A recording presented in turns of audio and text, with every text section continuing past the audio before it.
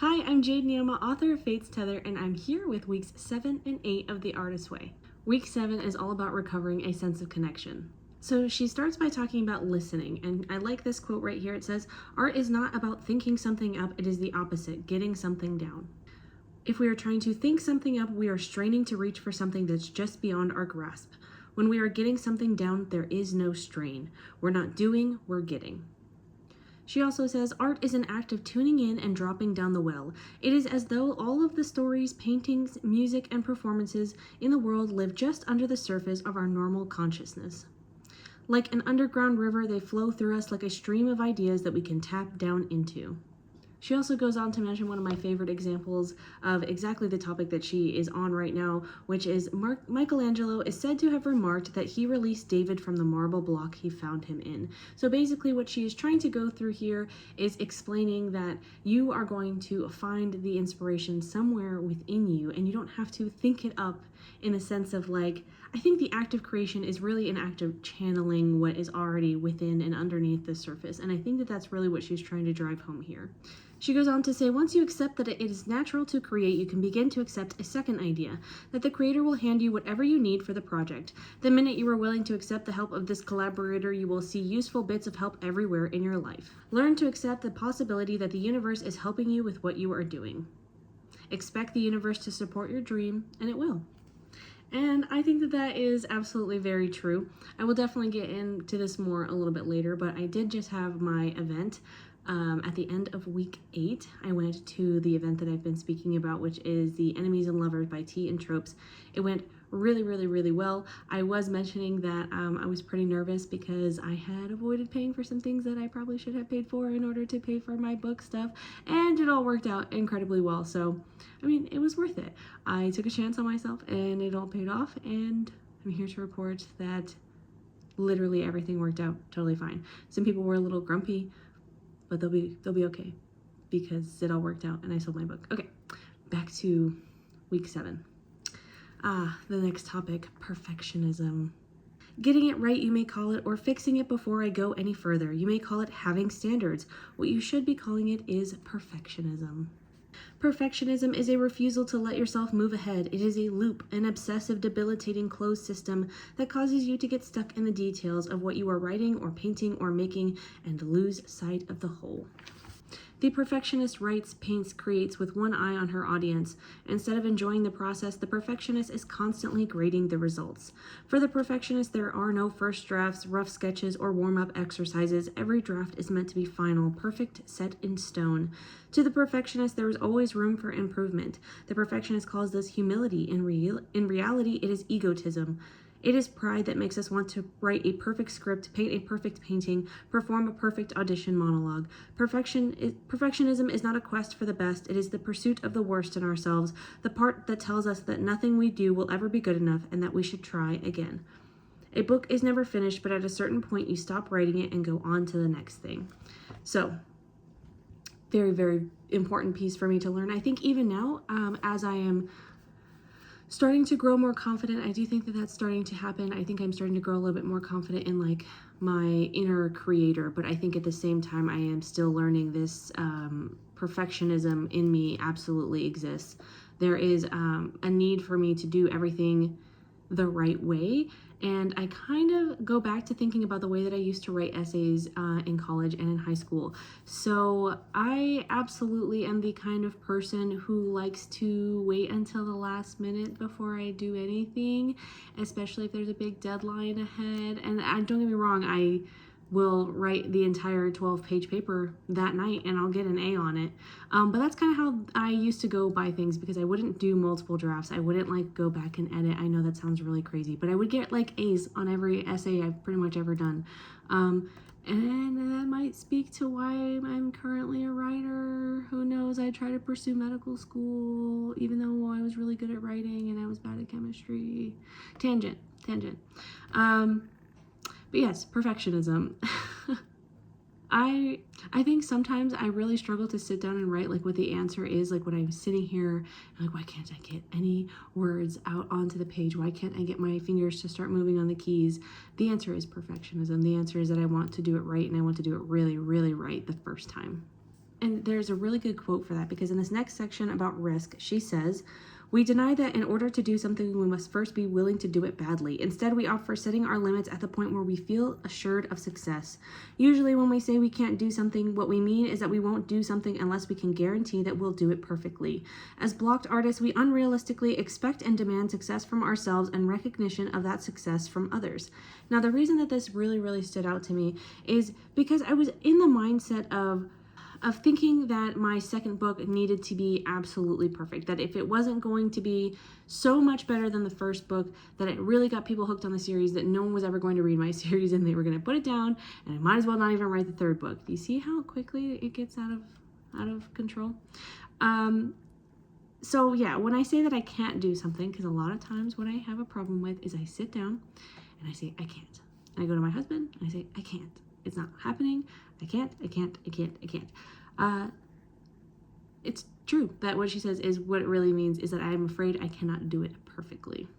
But then she goes on to say that sometimes taking the risk is worth it simply for the fact that you took the risk. She does also have a little piece here about jealousy, and the part that I underlined was, my jealousy had actually been a mask for my fear of not doing something I really wanted to do but was not yet brave enough to take action towards. Jealousy is always a mask for fear. Fear that we aren't able to get what we want, frustration that someone else seems to be getting what is rightfully ours even if we are too frightened to reach for it. So I think the times when I experience jealousy the most would, because it's not really ever about like, oh, I think someone has a prettier book than me, or I think that someone is like farther ahead in their career. I think where I have my own little whiny pieces of me are when I see other people doing really well on social media, because I have yet to crack my pitch on social media. So I feel really tender about it, and it's really hard, and I get really sad sometimes when I look at my views, and sometimes I do really well, but it's always about the videos that I just like don't really care about. So yeah, sometimes I feel that when I look at other people's videos. And so when she mentioned that it's our fear that we can't actually do it for ourselves, and frustration that we see someone else doing it when we're too scared to even reach for it, that is so true, because so many times I don't even make the videos. I don't even try to market in the first place. And then I get a little sad when I see that someone else is doing really well marketing. And I'm also very happy for them, don't get me wrong. I'm still like, yay, my friend is succeeding. But at the same time, I'm like, why can't I also be succeeding? So yeah. So there is one task that I wanted to mention from week 7 that was really fun for me. So she said, list 5 of your favorite films and then look for common themes. My favorite films are American Psycho, Pulp Fiction, Mirror Mask, which is a really obscure old movie, Interstellar, and Spring Breakers. I know it sounds kind of crazy. Maybe you can see the connections. To me, what I really see is a love for cinematography and weird stories. I like them weird as hell. I like them really interesting. I like them to be really memorable. I really like the levels of unknown. I think both American Psycho, Pulp Fiction, well, just literally all of them have a deep level of like, there's some aspect of the story that you just don't really know. It's not really confirmed for you. I don't know if you've seen Spring Breakers. I think a lot of people don't really like that movie. I love it because I think it's so weird. The cinematography is really interesting. I love how kooky the whole story is. And I love that at the end, you're like, was that just a fever dream or what? And I think all of those movies qualify under that. And maybe that's partially what I like to create. Maybe that's what I'm looking for, is weird ass stories. Okay, as for my morning pages, I did accidentally forget one day all the way in week 7, but I did do the rest of my morning pages. I do find them to be really helpful for me. I think that as much as I try to avoid them, or it takes me a long time to get through them, they are helpful and I do see the value in them. Did I do my artist date? Yes, I finally got my car back. I was finally able to pay for my truck, and I got my car back, and I went to my friend's house and we sprayed all of my books with her airbrush, and that was a lot of fun. That's the reason that I'm counting it as my artist date. We talked about her books like the entire time. That was a lot of fun for me.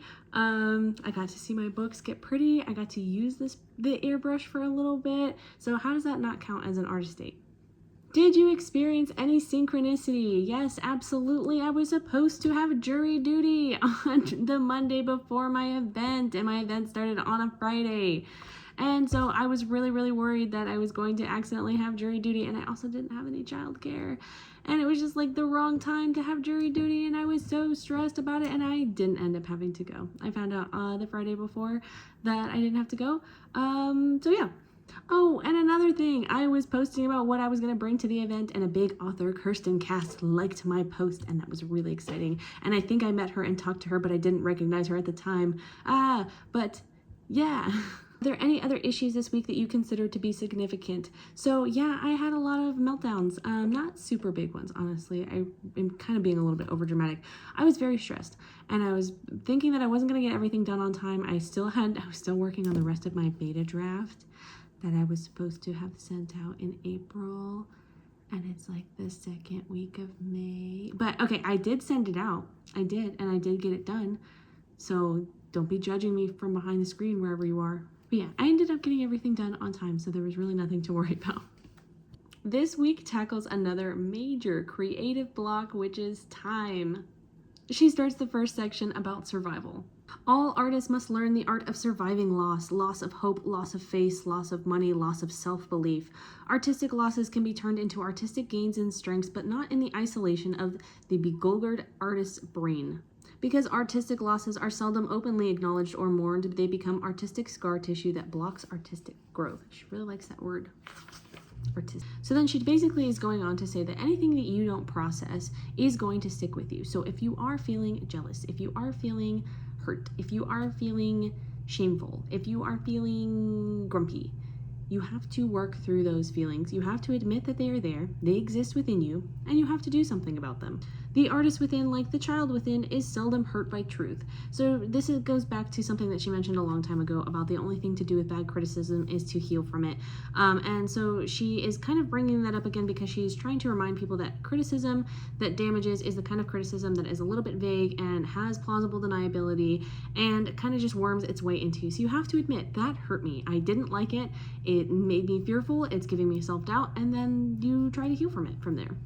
She also goes on to talk about, under the section Ivory Power, how some in academics can be difficult when it comes to creativity because there is a different way that you should approach intellectual pursuits versus creative pursuits, intellectual discourse versus creative discourse. Of course, she's not saying that intellectual discussion is bad or that being an academic is bad.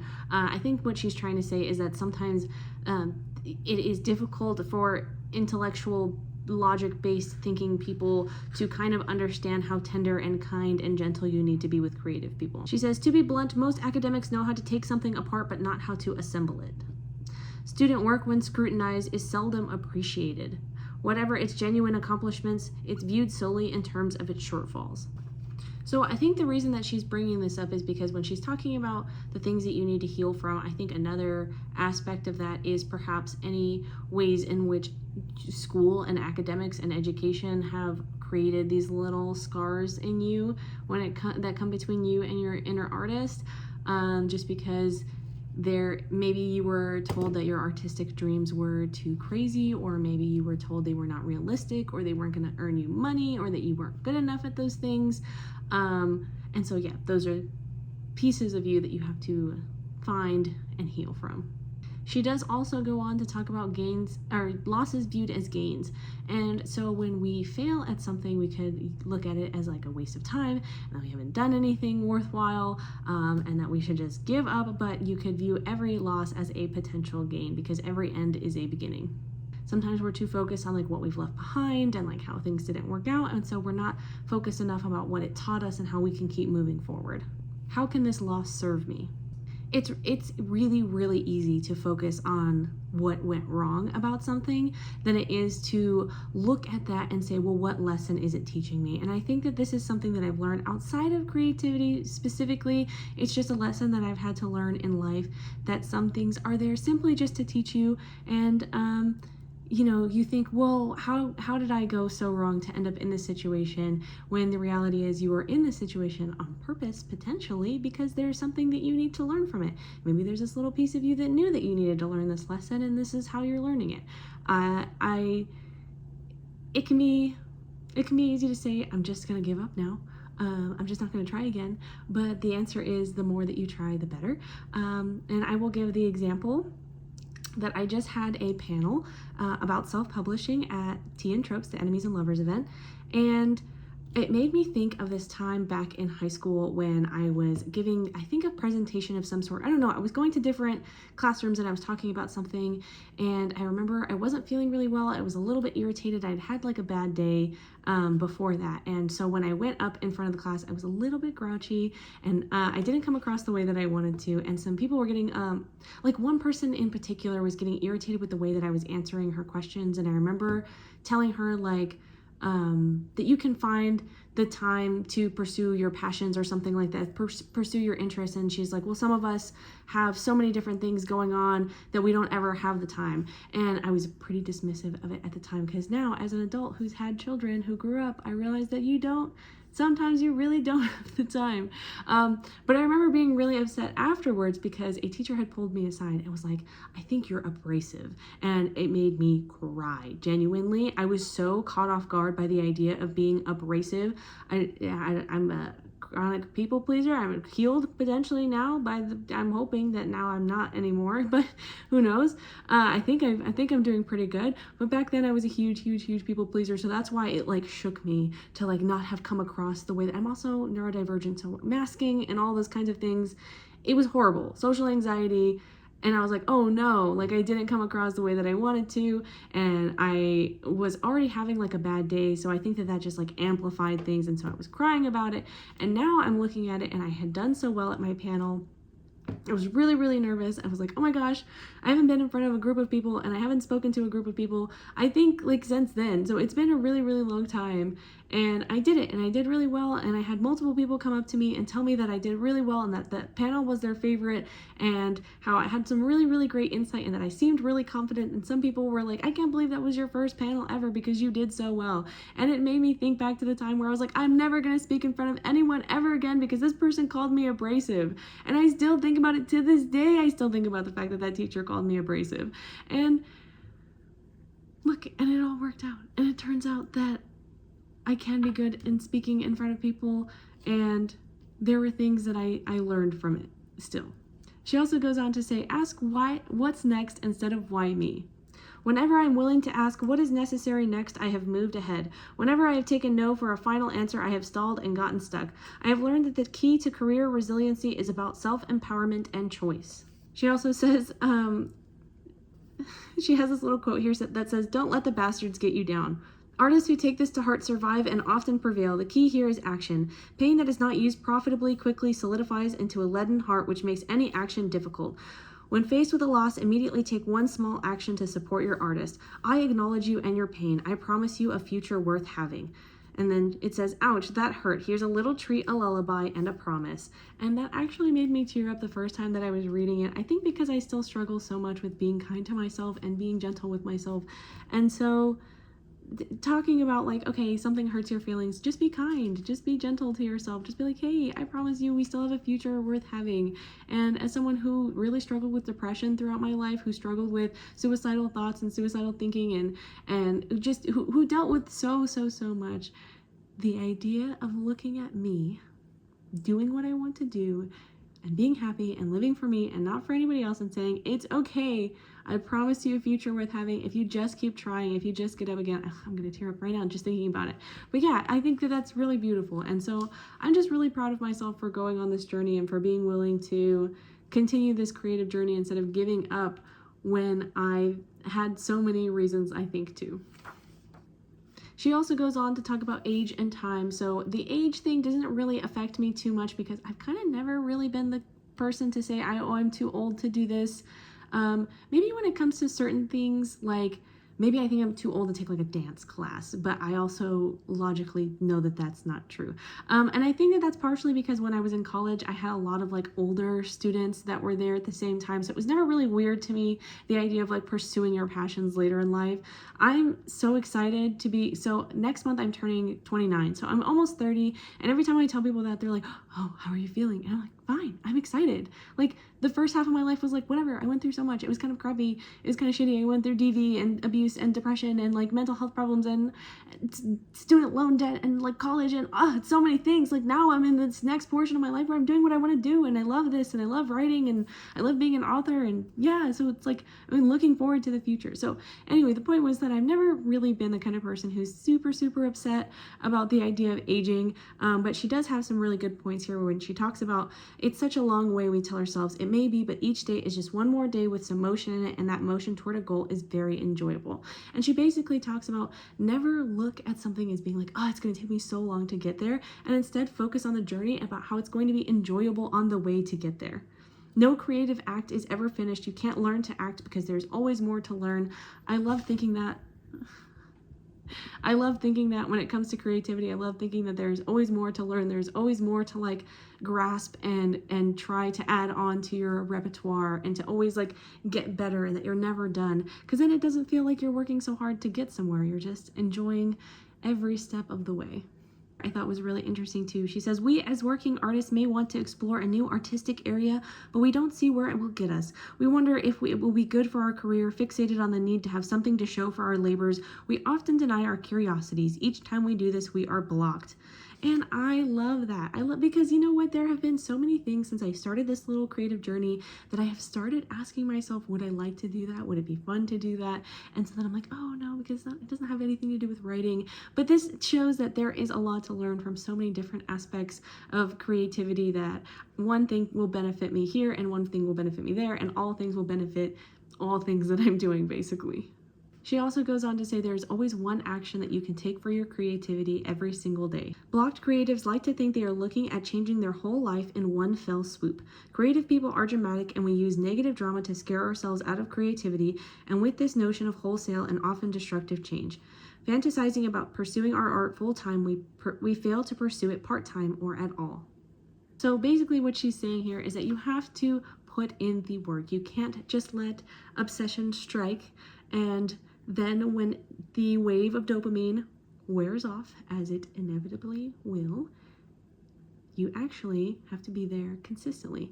And what's really interesting about this is in week 9, where I am currently, she does talk about discipline, and she does say that you don't really need discipline as an artist. You actually just need enjoyment. So I love that she doesn't call it discipline here. She calls it filling the form. And I like the idea that like basically you just show up, you fill the form with whatever you want, and then you walk away. So it's essentially as though you sit down at your desk every day and you write something. And it doesn't have to be good. It doesn't have to serve you a purpose. It doesn't have to be for anything. But you are there and you are doing something, and you are showing up for your art in one small way. I also think that this can apply to many different aspects too, because I don't think you always necessarily have to be doing, like if you're an author, you don't always have to be doing writing as one creative thing per day that pertains directly to writing. I think if you like reading, you can read, and maybe the story will inspire you within your own writing. Or maybe you go out to see something beautiful, or you take a different kind of class, and in that class you get inspiration for a character in your story. So I like to think of it that way, that you must do something that is for you and your creativity, but it's very wide. There's a wide variety of things that you can do. She also says that not often is our creativity a leap of faith, and you say, I can't leap, I can't. No one is asking you to leap. That's just drama, and for the purposes of creative recovery, drama belongs on the page or on the canvas or in the clay or in the acting class or in the act of creativity, however small. Creativity requires activity, and this is not good news to most of us. It may make us responsible. We tend to hate that. You mean I have to do something in order to feel better? Yes, and most of us hate to do something when we can obsess about something instead. She says, watch yourself for a week and notice the way you will pick up an anxious thought, almost like a joint to blow off or at least delay your next creative action. I'll just think about what I want to paint and fine-tune while I fold the clothes.